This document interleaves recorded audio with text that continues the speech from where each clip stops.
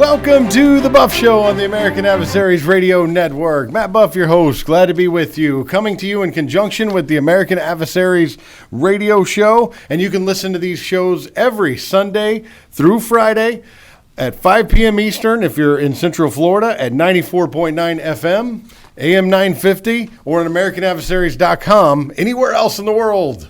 And, of course, on Saturday, we are going to be starting the Buff Show on 94.9 FM and AM 950. So that's part of the American Adversaries Network. You got us all the time now. Awesome stuff. Isn't it?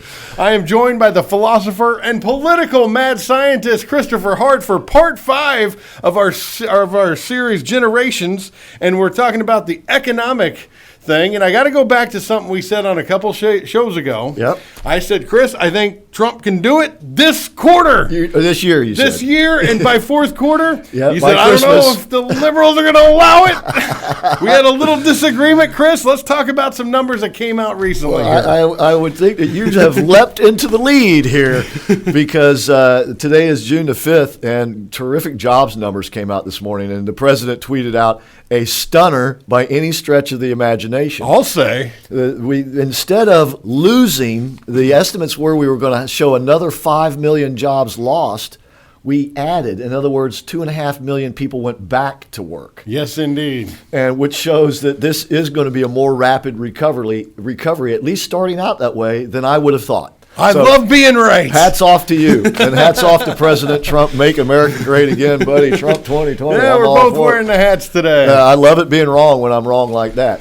But I still say that my point was that the Democrats are going to try to slow the process as much as possible. It would be like trying to drive a car with both your foot on the accelerator and the brake pressing at the same time. I was going to clarify that if you didn't, Chris, because that's exactly what Chris was talking about. You weren't saying because of no other reason the economy won't go. There's an active force against the economy going. And if you look at let's talk about the COVID right now, the states that are still in lockdown, very blue leadership. Yeah.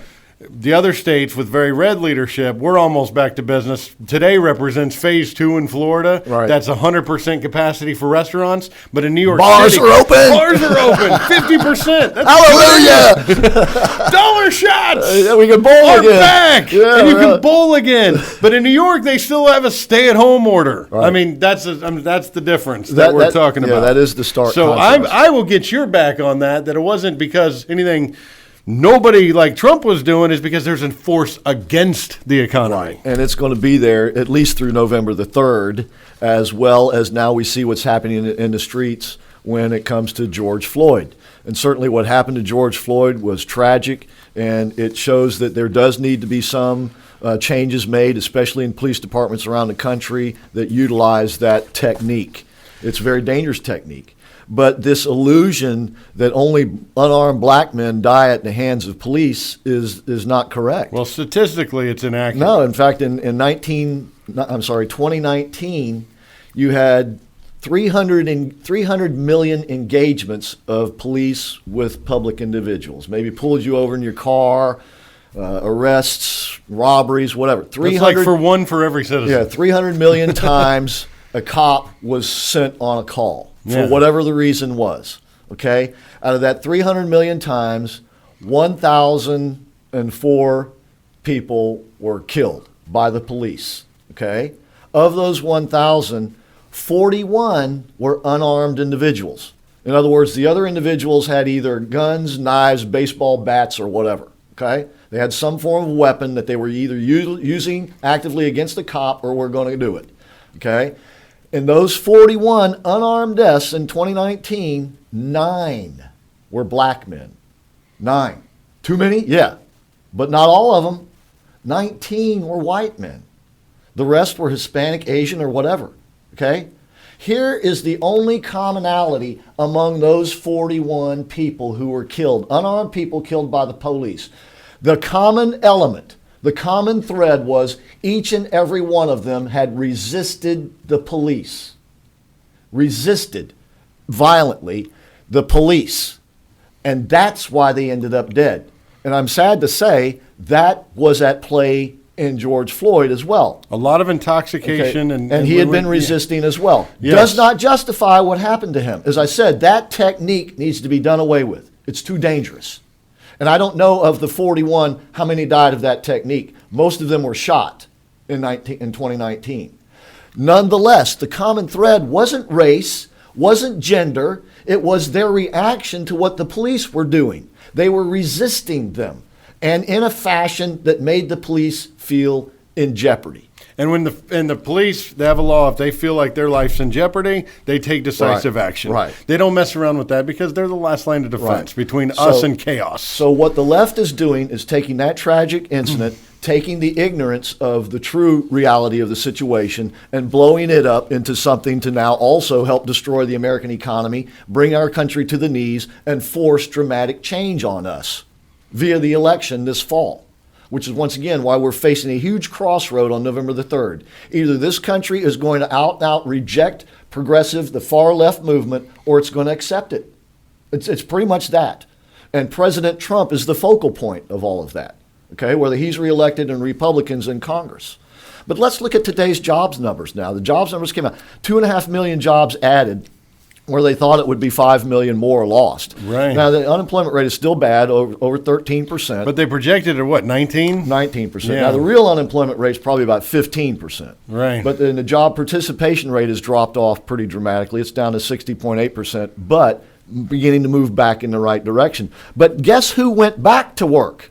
Okay? Now, remember, as part of the George Floyd memorial and everything, Sharpton was talking about how blacks do not have opportunity in this country, never did, and all of that, or Hispanics and all of that. Okay, so in terms of the people who went back to work, men, 11%, women, 20%. White people went back to work at a rate of 20%. Blacks went back to work at a rate of 29%. Wow, the highest number. Hispanics went back to work at an even higher rate. Wow. Okay? It is because of the nature of the jobs where the layoffs were. And these are the people coming back. And you saw a tremendous rebound in retail and construction and manufacturing coming back. These are all places where jobs were supposed to continue to be lost. They are coming back. And where the jobs were down was in mining, and that has to do with supply and demand as well, because the energy demand has been down. But you also saw government jobs, in particular education. Now, those will come back in the fall, many of them. Yes. But we also know that cities around the country that have been run by liberals all this time, and these are where many of the protests are happening right now, are also broke. So they're going to be leaning on the federal government for another bailout to bail out the cities and the states. Otherwise, they are going to have to reduce staff at the government level, at the local government level. What does reducing staff mean? No more keeping your streets clean, less police, right? Defunding the police. You've seen the signs out there. Education. All of these things, which so many people love, are now going to conveniently have to be dramatically cut by the same liberals who created the bad policies that bankrupted them. And then they're going to conveniently blame it on President Trump and the Republicans just in time for the election. Do you remember in New York City, let's go back there, when before the protests and riots, they were actually, when it was still the COVID talk, they were actually financially in trouble and wanted money from the federal government. Well, now their buildings are getting looted. I mean, this can't help. Exactly. This just makes their situation that much more dire, which makes the stakes in the election that much higher. This is it, ladies and gentlemen. We told you earlier, this is it, this fall. Where will this country go for the next 80 years or more? We're going to decide it this fall. Where are you going to be? Well, I got to ask you real quick about the protest, and not about the cause or anything, just the number of people out there.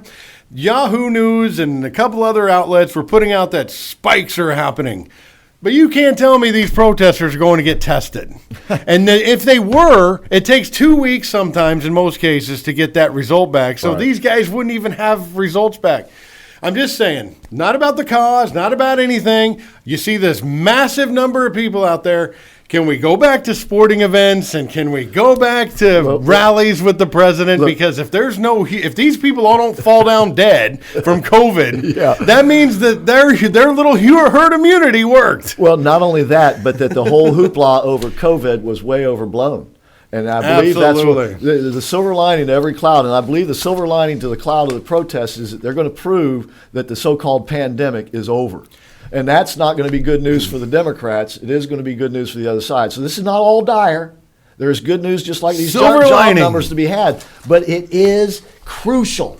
This is it. This election, we see where the left wants to take us. They want to take us to Jonestown. And it will be suicide. It will be economic suicide. It will be cultural suicide. It will be spiritual suicide. And for a lot of people, it will be real suicide. Is that what you want, America? Go back to the stats. That is factual, too. You better believe it. Yes. And if you don't want that, you have got to support the President of the United States, Donald J. Trump. Thank you, Matt. Well, next time we'll get together, we'll have the numbers on if all these protesters got sick, then we were wrong. But I don't think that's going to happen. Nope. I think everybody's going to be just fine. Time to open the rallies, and it's time to call Hal Scott Magaro if you need an appeal on a case. But I will say this, the media is going to try to make believe that it is happening. They're already starting it. Yep. I told you about the Yahoo News. They had 24,000 cases, but they couldn't cite where they came from. Look, just throwing out numbers, Chris. The lying has gotten so prevalent in the so-called mainstream media that pretty much you can figure everything they say, the opposite of it is true. Absolutely. It's a sad state of affairs, but that's where we're at. When you see those numbers, pretty much you know the opposite is true. Just listen to the American adversaries. We'll keep you right. We have been talking about this particular thing with the numbers for weeks. Yep. Our show 3 months ago told you this was going to happen. Yep. All right. But we're not always the smartest, and sometimes we get in trouble. Sometimes we do the wrong things, and in society, sometimes you do the wrong things. But if you need an appeal, call on appealslawgroup.com.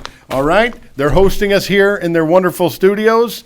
Appellate law firm in Central Florida. And of course, we're brought to you in conjunction with the American Adversaries radio show, now 7 days a week with the Buff Show and the American Adversaries show. Buff stops here Saturdays. Oh, Saturdays. Pete McCall, he was so good on that. He was. Listen to the promos on the shows. They're fun. But go to AmericanAdversaries.com, click on the YouTube. Please like and subscribe this show. Click on Facebook, like and follow. Tell your friends. We'll see you soon. Chris, another fun bunch of segments. We'll be back next week. You guys stay smart out there.